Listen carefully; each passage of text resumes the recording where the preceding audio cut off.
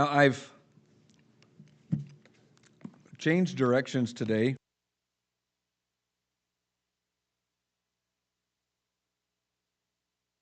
And they are so quick back there on that soundboard that I realized that I hadn't turned my microphone on. You're quick. That's good today. Boy, I tell you what, you were faster than me, and that's saying something for a soundboard. He's got a big old smile on his face right now because he knows he did a good thing. So he's pretty happy with himself. While we were singing, I looked back. Apparently, my Bible does not contain the book that I'm looking for. Because well, I'll just keep talking until I find it. Anybody ever have that problem where you try to find it and you know it's there, but you just can't find it? You just flip right past it every time. Normally, I mark it in my Bible. There it is. It shouldn't be a hard one to find. It's the book of Isaiah. It's quite large. And so today we're going to be in Isaiah chapter 40. But what I was getting ready to say was back there, Anna was running our words for us today. And during practice this morning, she kept saying, "Oh, I missed that one. I got to remember. I got to hold out on that one." And the joke is always that nobody notices the person or the people that sit in that booth back there in any church, in any venue. Nobody ever notices the sound person until something doesn't work. And then the entire church or the entire venue does this. They turn around and look at them and they're like, "I don't know, I didn't do it," right? So the moment that she did it, she looked at me and her eyes got real big.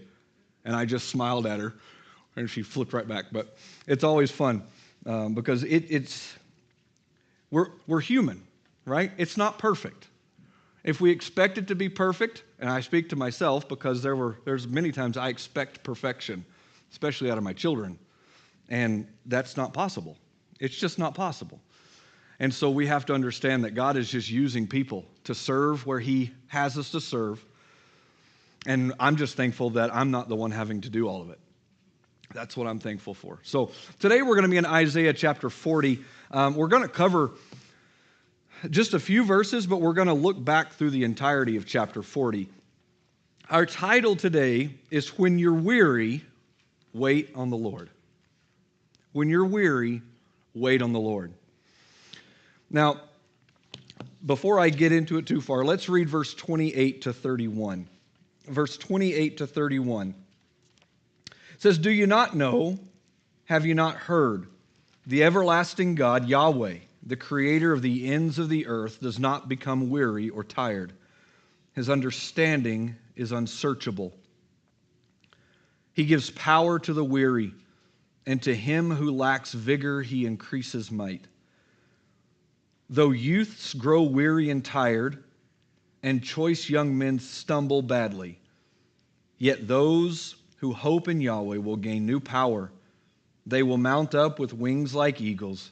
They will run and not get tired. They will walk and not become weary." Now let me ask you this before we get too far into it. Do you ever become weary? Oh yeah. I think if no one is saying that you become weary, you are not being honest with yourself, because we all become weary and tired at some point in our life. It may not be in always the same things.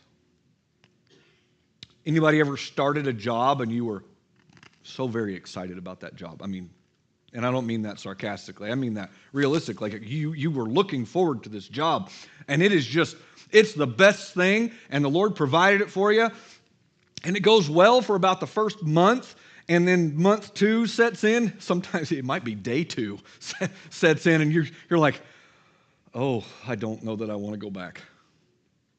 It's nothing that's wrong with the job. I'm just weary. I'm tired. I just need a little time. I think we've all been there. Weariness does not mean that, in this context, does not mean that God has forgotten you. God often uses the waiting season of our life to renew our strength. What I think is difficult for us is that we have a hard time staying in the waiting period. I'm going to ask you to answer this one. How many of you eat fast food? I'm going to see how many of you are like, yeah, I have bad habits too. Yep. How many of you remember 20 years ago when fast food wasn't necessarily as fast as it is now, right? But it was still fast. I mean, Joe, for what we were used to, that was fast. And now, if our food is not on the counter within 10 seconds after we've paid for it, it is just not fast enough. It is not fast enough. Because we have a hard time waiting. We have a hard time staying in that period of time where there is really nothing going on. And we have to stay there for some time.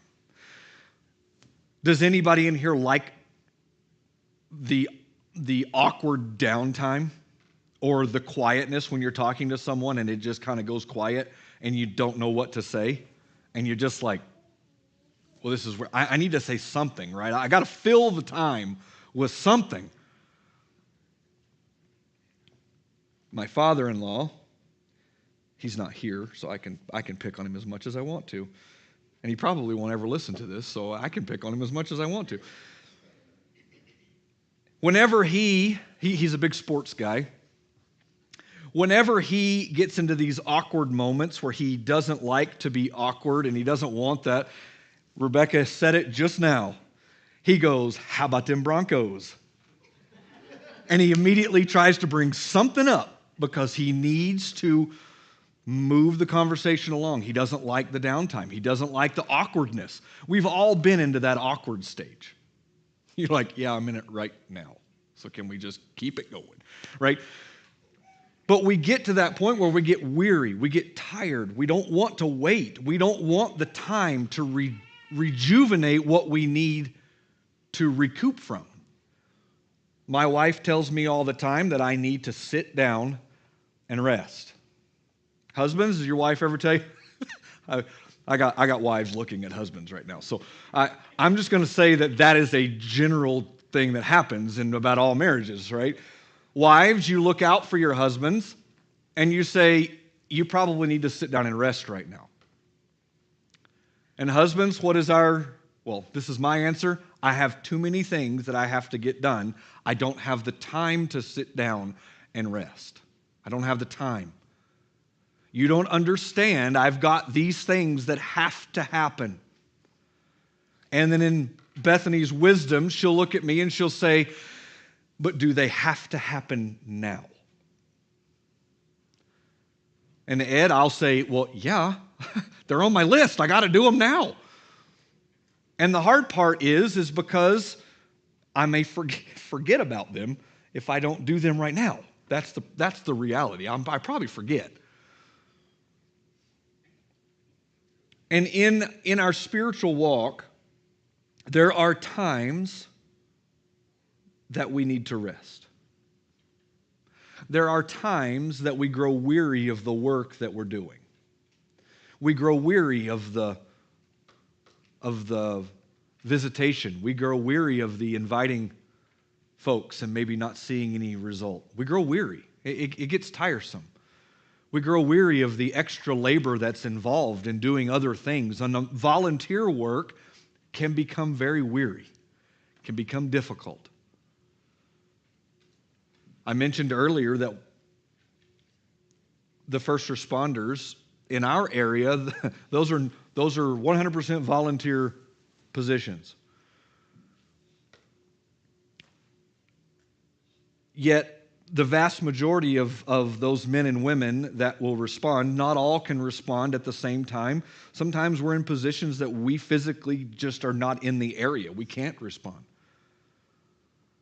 But what I have seen since the 1st of July, for sure, is I have seen the same men and the same women at every fire scene. Everything that's gone on, I've seen the same ones. And if I'm weary, I know they are too. And we're all praying for rain so that we can we can settle a little bit and not worry that the next storm that comes through with a little bit of lightning, we all just start grabbing the stuff and just walk down to the fire hall because you know that the page is getting ready to go off. There's getting ready to be a lightning strike. It's going to start something, and you're going to have to go. And we become weary. Our passage that we read today isn't simply a motivational word about being tired. Okay, it's not just a motivational thing about we all get tired. It's a message to God's people who are discouraged. They're suffering and they're wondering whether God has forgotten them. And I want to ask you this question: do you ever feel those same things? Do you ever feel that in the work of the ministry and the work of the church and the work of the Lord, you feel discouraged, you're suffering? Maybe sometimes you wonder if God is even there. Maybe He's forgotten you. The Lord doesn't understand my situation. He doesn't understand those things. And I'm in this all by myself. That feeling of saying I'm in it all by myself is the catalyst for us to become weary. Because, see, we've told ourselves that I have to accomplish this on my own. The reality is, just like at my house, I don't have to accomplish, Ray, I don't have to accomplish these things on my own at my home. I have people in my home that could help me do these things. Unfortunately, the people that I could have help me do these things, Aaron, are my children, and they don't want to help me because I'm hard to work with in reality. Stop laughing. Israel here is in a season of discouragement. Now, has the nation of Israel ever been in a season of discouragement before? Oh yeah, numbers of times, right? This is not an uncommon thing for Israel. They're usually discouraged about something. Isaiah is speaking to the people of Judah during a period of uncertainty and coming judgment. And much of the book of Isaiah deals with God's judgment because of Israel and Judah's rebellion. However, the tone in chapter 40 changes dramatically from what the previous 39 chapters were dealing with. Now, for the sake of, obviously, time and your sanity, we are not going to cover the previous 39 chapters to know where we're at. But go back to the beginning of chapter 40. It changes because you remember when we were looking in the New Testament and we were talking about Paul and how he was writing his letters, how when he wrote his letters to these different churches and to these different places, he started them a specific way, remember? And only one letter was not written that way, and that was the letter to the churches of Galatia. But he started it with thanking them for who they were and that he cared for them, that he wanted the best for them, and he wanted the Lord's blessing upon them. Okay, that is greatly paraphrased, but that is what his goal was to be an encouragement to them. Isaiah 40 verse 1 says, "Comfort, O comfort my people, says your God." Comfort, O comfort my people, says your God. God knows His people are hurting, and He speaks comfort to them. They've experienced failure, fear, judgment, uncertainty about their future. They need to know that their story isn't over. God reminds them that He is still sovereign over all. I think there's many a times that as believers we forget that God is sovereign over all. Even in the most minor of details, God is sovereign over all. Even when we sit there and we say, well, the Lord doesn't care about these things because they're so minor and insignificant, we have to remember God cares about each one of us. Therefore, He cares about the things that concern or bother us. He cares. Isaiah 40 isn't primarily about how strong we are. Okay, we have to forget about our strength. as a man, I can speak to this. I'm not grouping anybody else into this category. But if you fit this category, by all means, feel free to put yourself into that category. I feel that I can do everything myself. I feel strong enough to do it. John says no. 50-50. I either can or I can't, right? But look at the question Isaiah asks in verse 12 of chapter 40. He says, "Who has measured the waters in the hollow of his hand?" Or the hollow of his hand, "and encompassed the heavens by the span, and calculated the dust of the earth by the measure, and weighed the mountains in a balance and the hills in a pair of scales." He's asking them, who has done those things? Then he goes down to verse 18 and he says, "To whom then will you liken God? Or what likeness will you compare with him?" If it's important enough for the Lord to know the exact dust of the earth, do you not think that your and my concern and worries and failures and shortcomings and our weariness, do you not think that that's important to him? Later in verse 25 it says this, "To whom then will you liken me, that I would be his equal, says the Holy One." The chapter keeps lifting their eyes away from their circumstance and towards God's greatness. It's easy for us to become mired down, bogged down, locked into this quicksand type thing of our own circumstance and situation. It's easy. It's easy for me to go home and to say, well, I've got all these things and I'm the only one that can do them and I've just got so much going on. There's just no way I can ever get out of it. The Lord doesn't even understand. I don't even know why he's given me all of these things. And yet, when we get into God's Word, we realize that he wants to lift us out of that position, and he wants us to reflect on who he is so that we quit worrying about all of what we think we are. And then we quickly realize, and I have realized many times, and I have to continually realize, that quicksand and that junk that that I am in is all because of me. It's brought on by me. All of the weariness that I am dealing with is because I have set a standard on myself that only I can attain.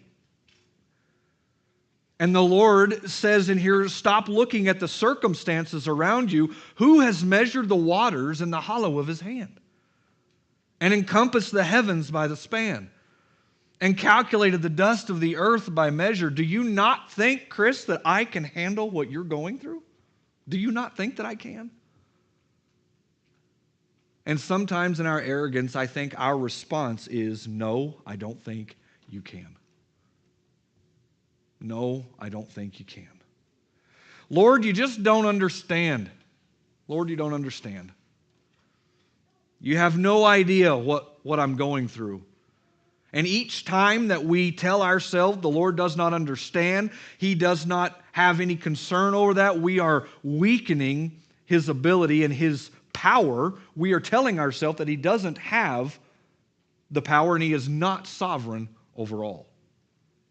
We are convincing ourselves that it takes something on our part for him to be able to do his part. And it's just not the case. It's important to note that he is lifting their eyes away from their circumstance because the solution to discouragement isn't always changing the circumstance. Sometimes maybe the circumstance is not of our doing. And maybe we can't change the circumstance that we're in. But we're still discouraged. Sometimes God changes our perspective of who he is in the middle of the circumstance to bring us through that trial and that difficulty. Then we see in verse 27, there's a complaint that sets up verses 28 to 31, which were our main text. Verse 27 says, "Why do you say, O Jacob, and assert, O Israel? My way is hidden from Yahweh, and the justice due me passes by my God. In other words, God doesn't see us. God has forgotten us. God doesn't care about what we're going through. They aren't just tired physically, they're discouraged spiritually. And as we've already mentioned, this is not the first time that Israel has been discouraged. There are so many instances that we can't spend the time to go through them. They are beginning to wonder whether God is paying attention to them and their needs. And I think each of us have been at that point once, or at least once in our life, with circumstances that go on around us in our life for whatever reason. It could be financial, it could be physical, it could be emotional, it could be children related, it could be vehicle related, it could be whatever. Lord, why am I in the situation that I'm in? Do you not understand how hard this is? And then we come into verse 28, and it's a powerful reminder of who Yahweh is, who the Father is. I want you to notice the first thing is weariness is real, but God understands. Weariness is real.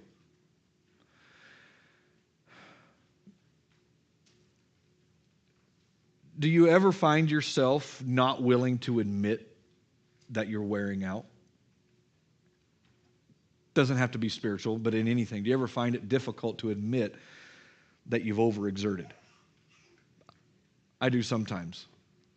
When we were at a fire, I didn't want to admit that I had gotten too hot, because I thought they need me. Ed, I was quickly reminded, didn't matter how much I thought they needed me. If I pushed through, they weren't going to have me, because my body was going to give up. I was going to pass out. I got too hot. When it's 109 outside and you're in full gear and you're at a fire, it just gets hot. And you're running, and so everything is ramped up, and you overheat, you don't realize it. We have to be able to admit that we're weary and we're tired and we're struggling. That doesn't diminish us and make us weaker of a person. It doesn't make us any less of a believer or less of a Christian or less of a follower of Christ. It's us admitting that we just physically can't do it all. And I need a time of rest, and I need to recoup. And the Lord understands that. Verse 28 and 29 says, "Do you not know, and have you not heard? The everlasting God, Yahweh, the creator of the ends of the earth, does not become weary or tired. His understanding is unsearchable. He gives power to the weary, and to him who lacks vigor, he increases might." God doesn't condemn the weary. There are seasons when even faithful people become tired. Even those people that we look to as rocks in the faith, those that you look to as, those are the people that I don't want it to sound this way. Those are the people that I look to, because we shouldn't be looking to a person. But those are the people that I respect and that I follow, or that I admire. Those are the people that I trust. And then all of a sudden we see them becoming weary and stepping to the side, and you don't hear too much out of them. Or maybe you see the ones that don't step to the side, and all of a sudden they crash. Village Missions is very good about making sure that their pastors don't crash. They remind us constantly, don't crash. Number one, they tell us don't crash. But then they tell us, you need to take time, and you need to step away, and you need to do these things. Whether your church understands or not, you have to get away and recoup and replenish yourself.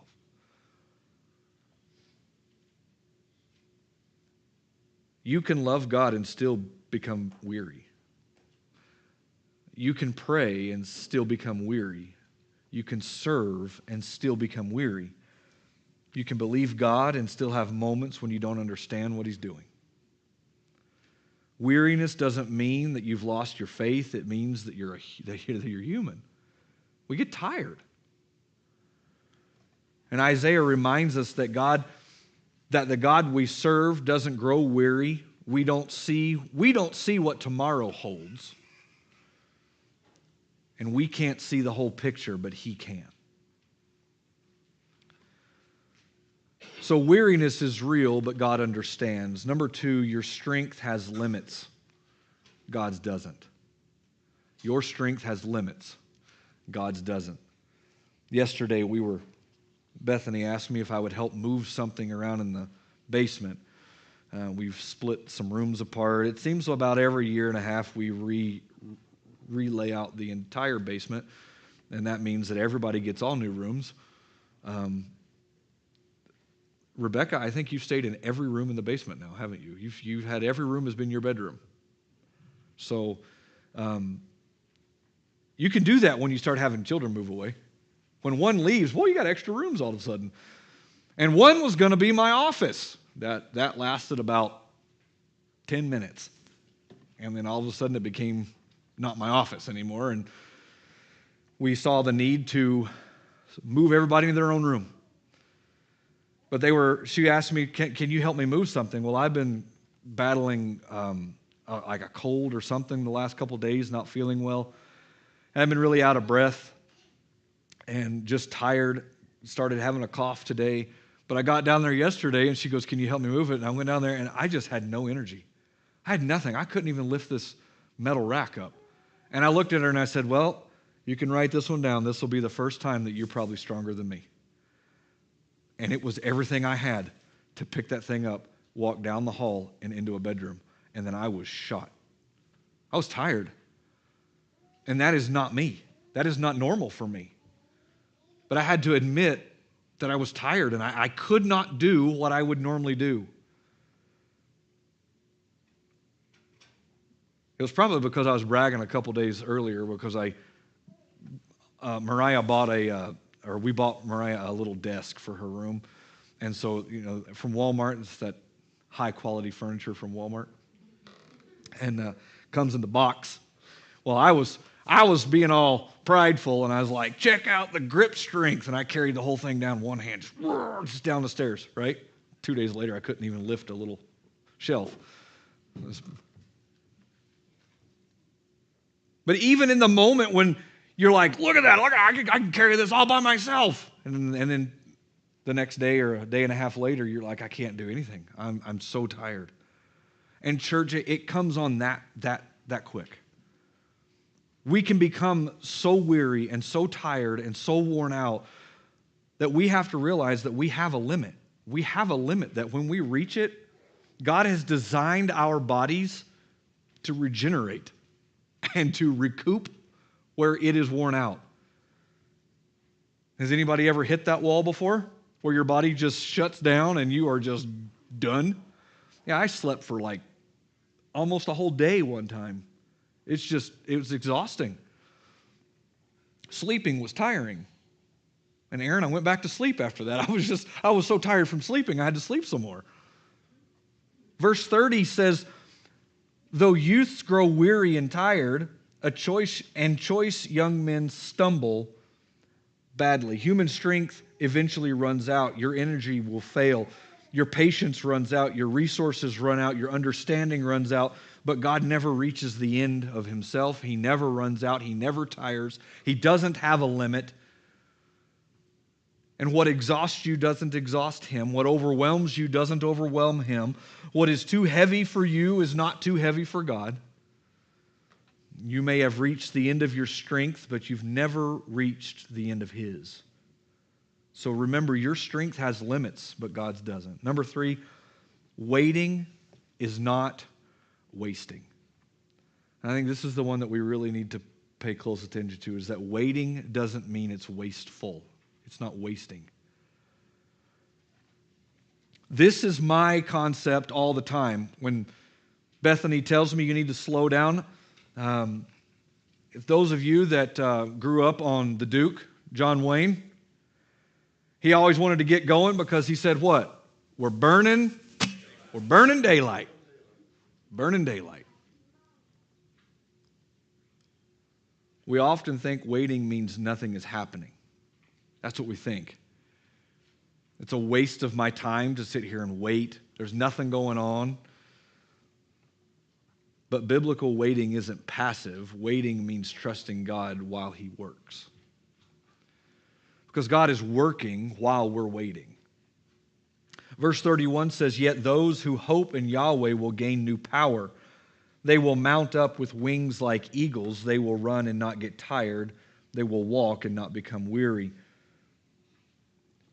You may not see the answer. You may not understand the timing. You may not know what God is doing. But you can trust the one who does. The waiting room may feel like a place of inactivity.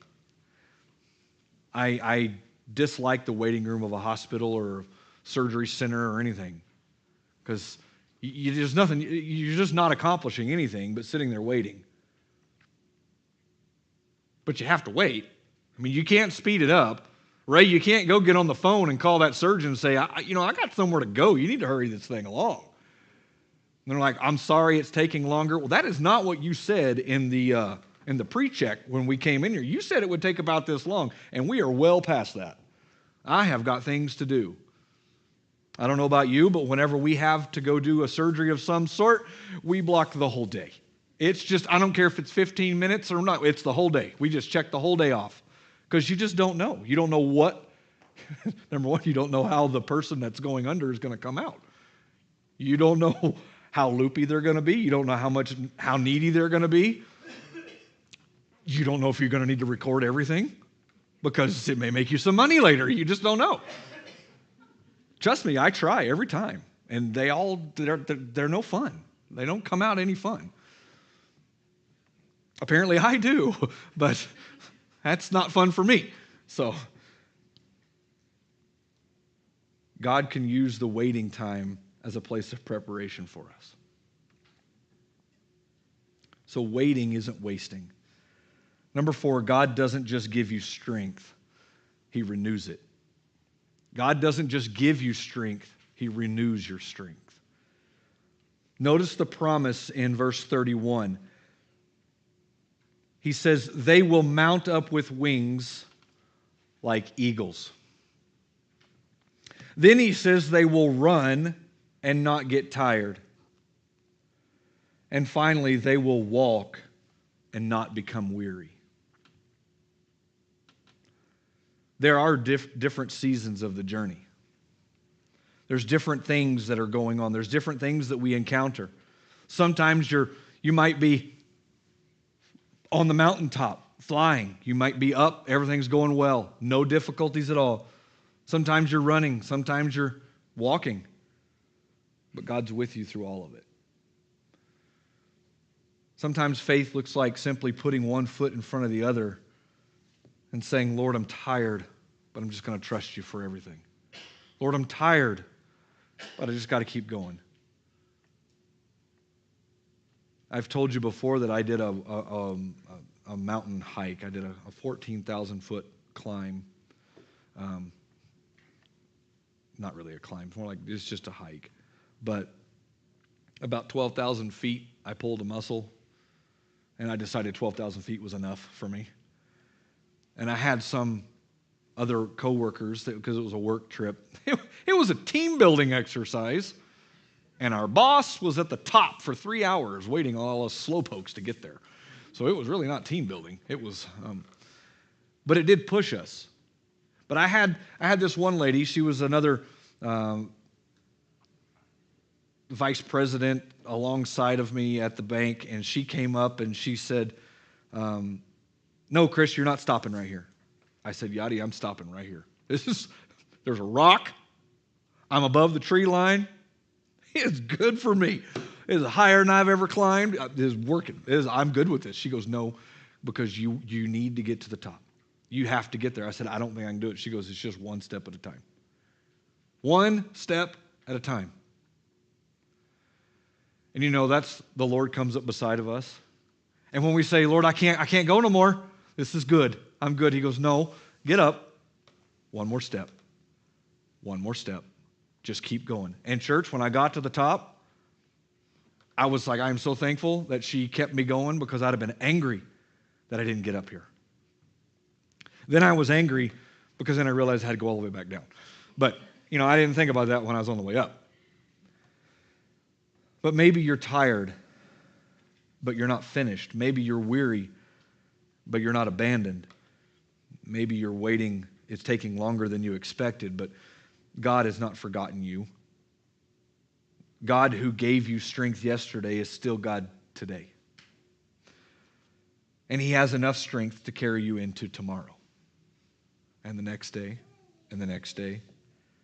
So you might be sitting here this morning thinking He's probably going to say something like, try harder then, people. Church, you just got to try harder. No, I think the appropriate thing for us to do in this type of a situation and in times of difficulty is to simply just wait.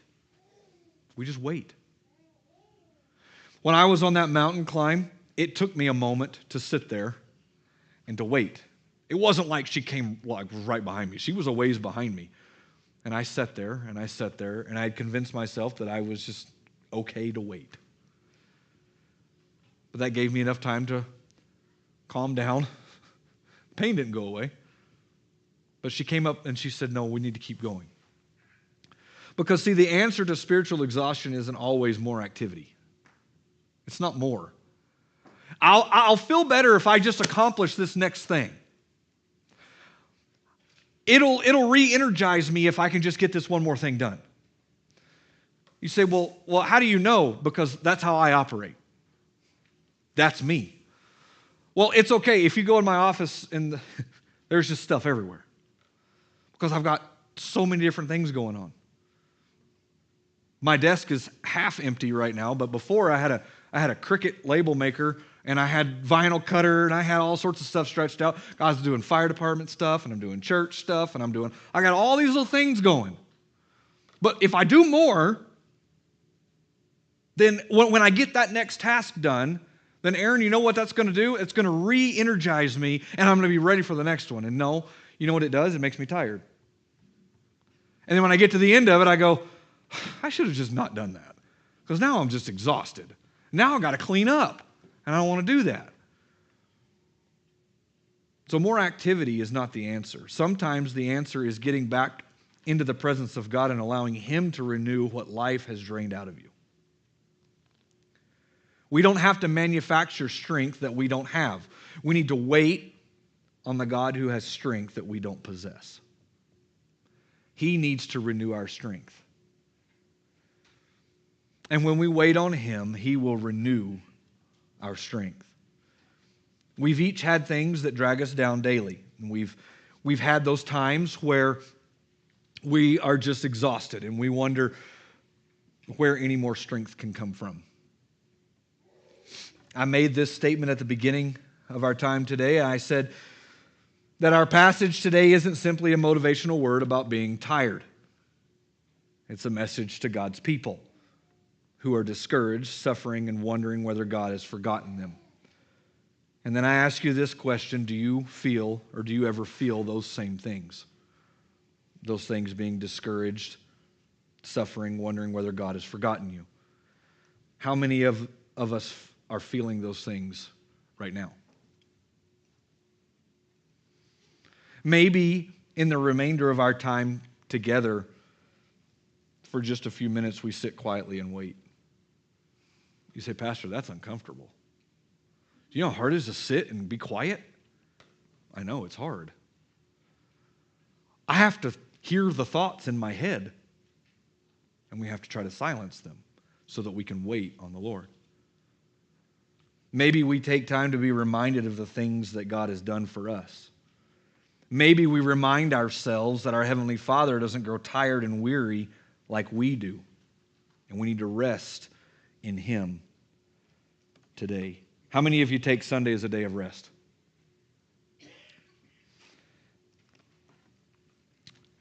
This is a side note, but let me remind you, our body was never intended to work 7 days. What does the biblical framework look like? Work 6, rest 1. We just said that the Lord doesn't grow weary and tired, yet he worked 6 days and rested 1. And we've already admitted that we grow tired and weary, and many of us don't take time to rest. We don't take time to have a Sabbath and to relax. I think last week I said I was going to go home and take a rest. I slept for 5.5 hours. That is not a rest. That is like an all-night sleep almost. And then I got up, was awake for a couple hours, went back and slept the whole rest of the night. We are caught in this cycle in our culture, in our world, in our way of thinking, that we must do more in order to be better. And so we work ourselves to death, and we work ourselves past the point of exhaustion and weariness, and then we just can't seem to catch up.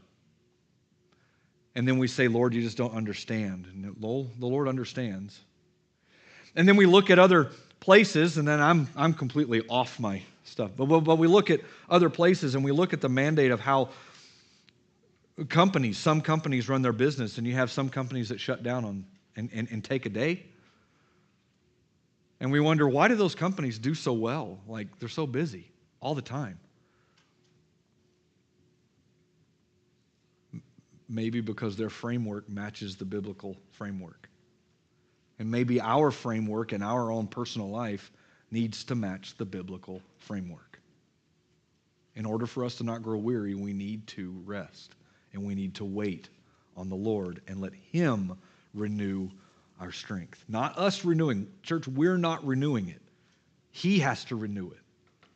Take time in devotions and prayer and let him renew the strength. Let's pray together today. Father, Lord, I know that there's got to be somebody in here today that is in that position of weariness. We're tired. It's uncertain. There's so many things going on in our life. And Lord, there has to be somebody that also says, I'm tired, but I have to continue to do more. I have to. It's just the way, that's just who I am. Lord, I pray that we would not believe the lies of the enemy that would keep us weary. Lord, Satan wants nothing more than for God's people to be tired, exhausted, and have no hope. Father, I pray that we would have hope, we would have joy. Lord, we would take time to wait.